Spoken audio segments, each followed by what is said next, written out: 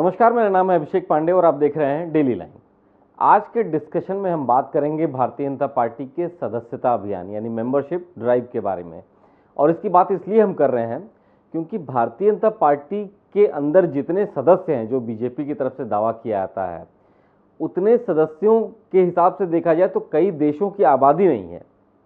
2014 में जब बीजेपी ने अपना सदस्यता अभियान एक बार शुरू किया था, जो कि हर 5 साल के इंटरवल पे होता रहता है, तब 11 करोड़ सदस्य जोड़े गए थे। 11 करोड़ सदस्यों को मेंबरशिप दी गई थी। जिनका रिन्यूअल करना था उनको रिन्यूअल किया गया था, नए लोगों को जोड़ा गया था। और ये वो समय है जब मौजूदा प्रधानमंत्री नरेंद्र मोदी का उभार हुआ था, पीक पे आ गए थे। बीजेपी अचानक से राइज करना शुरू की गई थी और बहुत सारे लोग बीजेपी से जुड़ना शुरू हो गए थे। तो 11 करोड़ उस समय उनके सदस्य थे।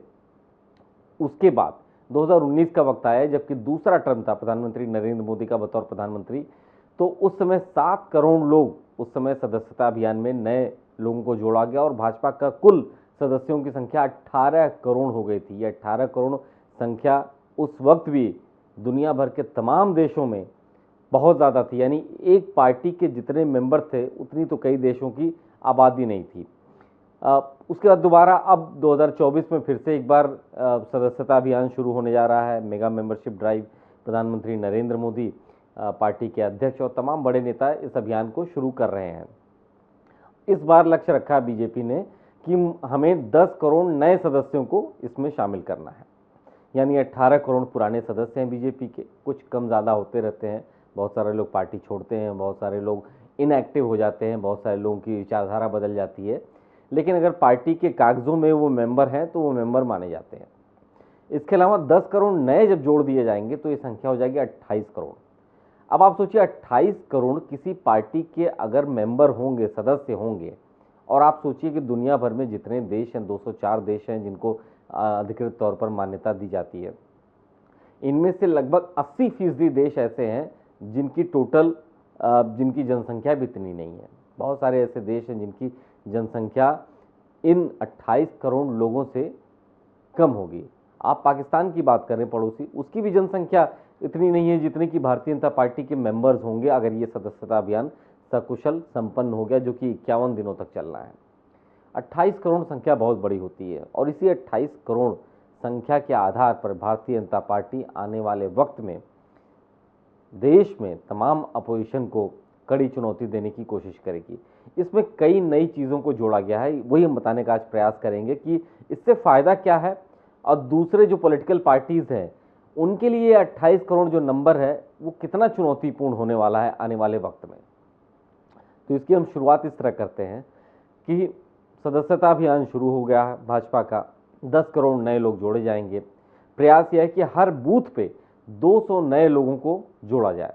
हर 5 साल पे बीजेपी अपना सदस्यता अभियान शुरू करती है, यानी हर 5 साल पे चाहे वो प्रधानमंत्री नरेंद्र मोदी स्वयं क्यों ना हो, उनको भी निर्धारित शुल्क जमा करके पार्टी की सदस्यता लेनी पड़ती है। एक तरीके से कहा जाएगा कि वो फिर से मेंबर बने हैं।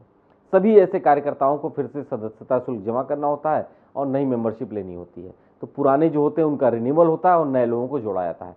तो हर बूथ पे 200 लोगों को जोड़ने का इस बार टारगेट रखा गया है।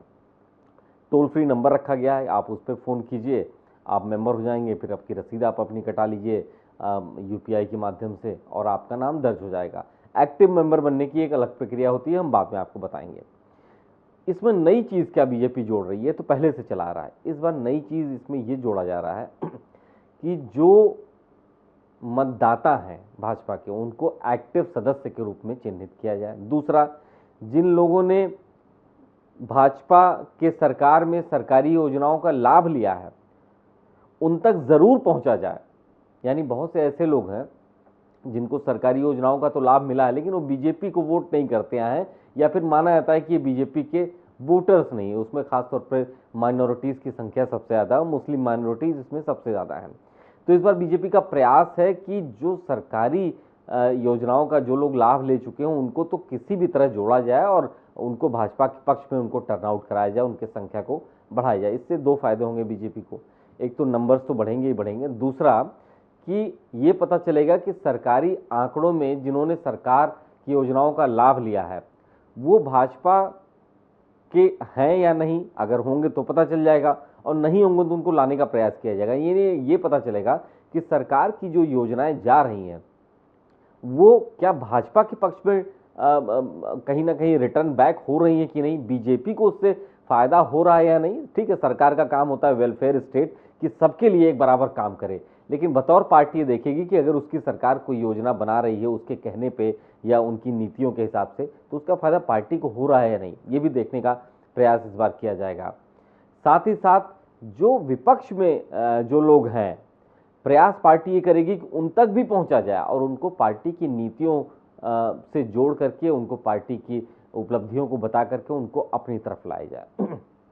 तो ये संख्या आप सोचिए 28 करोड़ होने वाली, 51 दिनों तक ये अभियान चलेगा और इन 51 दिनों में आर्टिफिशियल इंटेलिजेंस को भी इंट्रोड्यूस कर रही है बीजेपी। बीजेपी वो पार्टी है जिसने परंपरागत तरीके से जो पार्टी की सदस्यता होती थी कि पर्ची कटती थी, जाया जाता था, पहुंचाया जाता था, बहुत सारे तरीके, लेकिन अब यूपीआई का ज़माना आया, अब उससे ज़्यादा आर्टिफिशियल इंटेलिजेंस का भी ज़माना आ गया। एआई के ज़रिए भाजपा अब नई तकनीक से लोगों तक पहुंचने का प्रयास करेगी, यानी अपनी संख्या को इस कदर बड़ा करेगी कि विपक्षी पार्टियों की जो लकीरें हैं वो बेहद कमज़ोर हो जाए, छोटी हो जाए। इसकी ज़रूरत इसलिए पड़ रही है, हाल में ही अभी लोकसभा के चुनाव संपन्न हुए हैं और सबने देखा बीजेपी की लोकप्रियता में इजाफा नहीं हुआ, उसमें कमी आई है। बहुत सारे लोग नाराज़ हुए हैं। आने वाले वक्त में 4 राज्यों में विधानसभा के चुनाव हैं, जिसमें आप देखिए हरियाणा और जम्मू कश्मीर में होने जा रहा है, उसके बाद महाराष्ट्र और दिल्ली में भी होगा। इन सब के लिहाज से भाजपा ने अभी से अपने नंबर्स को इतना बड़ा करने का प्रयास कर लिया है कि विपक्षी पार्टियों पर एक अनचाहा दबाव आ जाए। प्लस दूसरा, जो भी किसी पार्टी से जुड़ता है, किसी भी तरह जुड़ता है, तो कहीं ना कहीं उस पार्टी के पक्ष में उसकी विचारधारा बदलती भी है। तो एक बड़ा नंबर जब पार्टी के पक्ष में जुड़ेगा तो महाराष्ट्र में हो, दिल्ली में हो, हरियाणा में हो, जम्मू कश्मीर में हो, उसका लाभ बीजेपी को आने वाले समय में ज़रूर मिलेगा।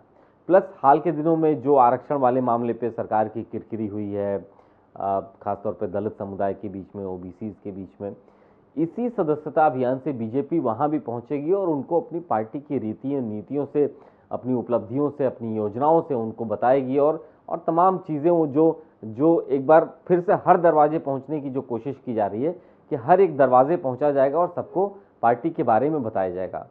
क्योंकि अभी हाल में ही आप देखिए कि आरएसएस और बीजेपी की समन्वय समिति की तमाम बैठकें हुई हैं, केरल में बैठक हुई है, तमाम उसमें नई बातें निकल के आई हैं। इसमें पता चला है कि भाई बीजेपी जो 2014 से लगातार राइज कर रही थी, 2024 में अचानक से गोता कैसे खा गई, तो उसमें कई चीज़ें निकल के आई हैं और उनको धीरे धीरे करके दुरुस्त करने का प्रयास कर रही है। बीजेपी के सामने यही चुनौती है कि अपने नंबर्स को कैसे मेंटेन रखा जाए, समन्वय कैसे बना के रखा जाए सबके बीच में, और आरक्षण वाला जो मामला जो यूपी में पीडीए की शक्ल में है, पूरे देश भर में इंडिया अलायंस की शक्ल में है, जो आरक्षण के मुद्दे को लेकर के बहुत आगे से बढ़ रहे हैं, उससे कैसे निपटा जाए उसका, और जातिवादी राजनीति की काट के रूप में क्या लाया जाए, क्या विकास का मॉडल लाया जाए या फिर कोई और तरीका हो सकता है।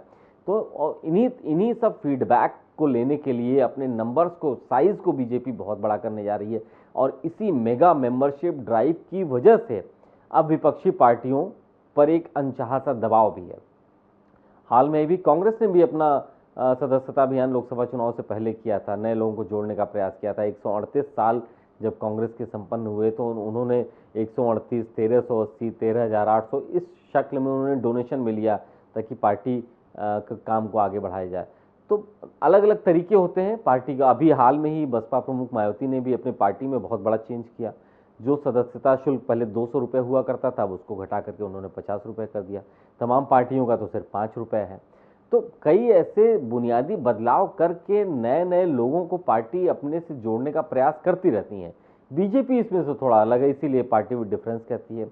नई टेक्नोलॉजी, नई तकनीक की, नए नंबर्स, बिग नंबर्स, ये तमाम चीज़ें ऐसी हैं जो आने वाले वक्त में अलग अलग पॉलिटिकल पार्टीज़ के लिए चुनौती होंगी, क्योंकि इतना बड़ा मेंबरशिप ड्राइव किसी और पार्टी को चलाने के लिए बहुत कुछ सोचना पड़ेगा। 28 करोड़ की संख्या, आप सोचिए इस देश में अगर राज्यों की बात करें तो उत्तर प्रदेश की आबादी ही खुद लगभग 25 करोड़ के आसपास है। पूरे देश भर में अगर 28 करोड़ बीजेपी अपने मेंबर्स को जोड़ती है तो एक अनचाहा सा दबाव विपक्षी दलों पर ज़रूर रहता है और इनके बीच में पार्टी को और ज़्यादा अपने आप को मजबूत करना है, सक्रियता बढ़ानी है। ये कोशिश बीजेपी खेमे से निकल के सामने आ रही है और इसीलिए इतने बड़े बड़े लक्ष्य बीजेपी पहले से अपने लिए चुनौती के रूप में टारगेट सेट कर रही है, ताकि हम इसको अगर हम पा लेंगे तो जनता के बीच में हमारी स्वीकार्यता बनी रहेगी।